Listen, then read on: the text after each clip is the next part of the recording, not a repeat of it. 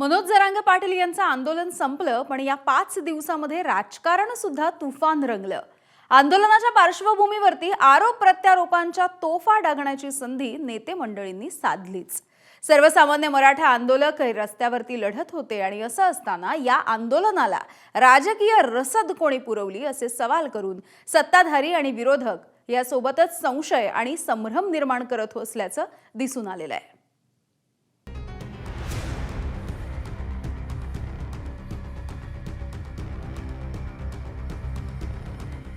हजारो आंदोलक, शेकडो गाड्या मुंबईत।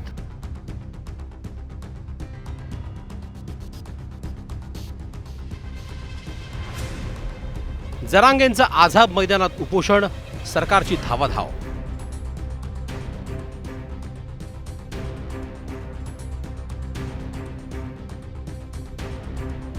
गेल्या 5 दिवसातलं हे मुंबईतलं चित्र। एरवी मराठवाड्यात होणारं मराठा आरक्षणाचं आंदोलन मुंबईकरांनी प्रत्यक्ष अनुभवलं।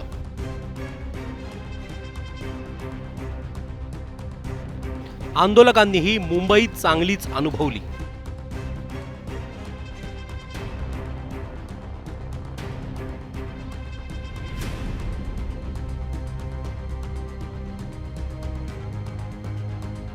ओबीसीतून मराठा समाजाला आरक्षण देण्याच्या मागणीसाठी आंदोलन सुरू आहे। मात्र राजकीय वर्तुळात या आंदोलनाला हवा कुणाची यावरून आरोप प्रत्यारोप सुरू झाले। जरांगे पाटील वारंवार मुख्यमंत्री फडणवीसांवर टीका करत होते। त्यामुळे हे आंदोलन सरकारला सवाल विचारण्यासाठी की फडणवीसांवर हल्लाबोल करण्यासाठी असा सवाल भाजपमधून उपस्थित झाला।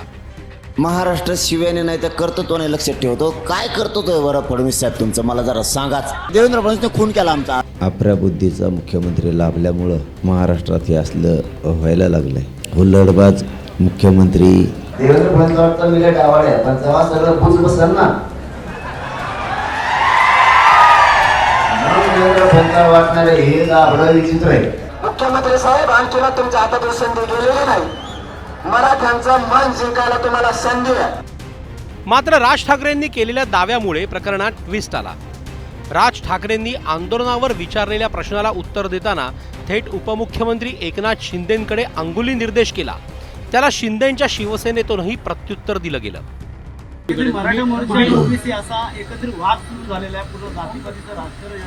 मला असं वाटतं या सगळ्या गोष्टींची उत्तर तुम्हाला एकनाथ शिंदेच देऊ शकतात, मी नाही देऊ शकत। ते जेव्हा येतील तेव्हा त्यांना विचारा। माझ्याकडे ह्याचं एकच उत्तर आहे की जेव्हा एकनाथ शिंदे येतील त्यांना विचारा की मुंबईकरांना खूप त्रास होतोय।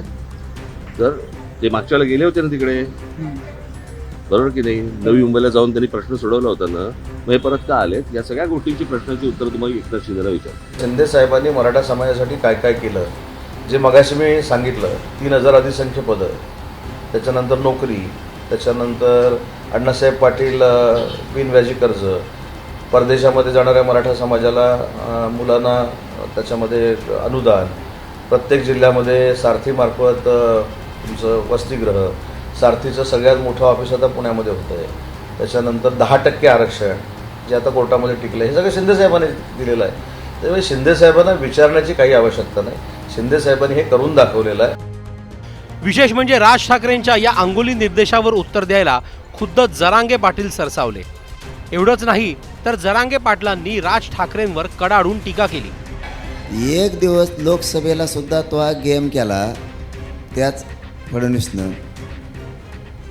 त्याच्यानंतर विधानसभेला तो पोरग पाळलं त्यांनीच, तरी तो त्याच्याच दुरण वडितो।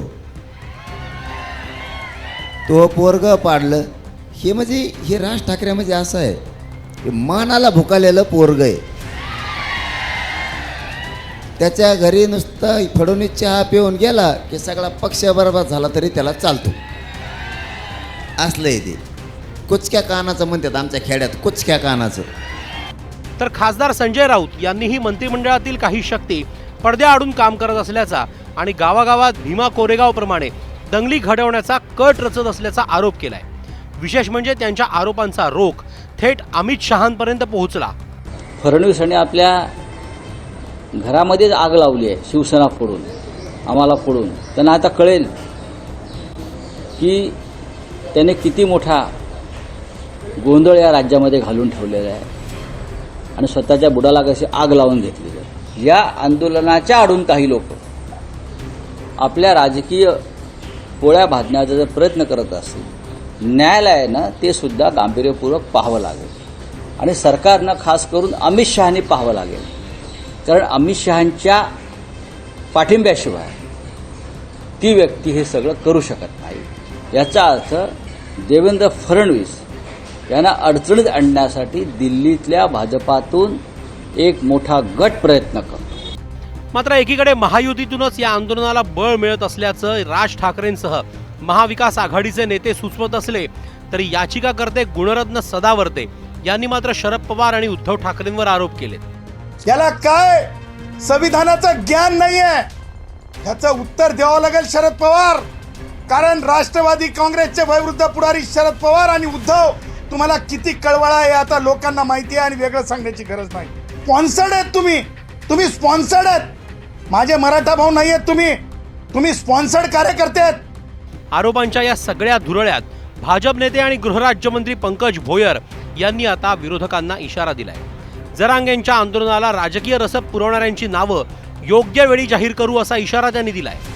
रसद कोण पुरवत आहे याची माहिती आम्ही योग्य वेळी सांगू, निश्चितपणे ती सांगितल्या जाईल. आणि सोशल मीडियावर शिवीगाळची याची माहिती मला माझ्या काही कार्यकर्त्यांनी सांगितली. परंतु आपल्याला आदरणीय मुख्यमंत्री महोदयांनी देखील सांगितलेलं आहे की शिवरायांचे खरे जे मावळे असतात ते अशी शिवराळ भाषा कोणाबद्दल वापरत नाहीत. त्याच्यामुळे मी काही अशा गोष्टींकडे लक्ष त्या ठिकाणी देत नाही.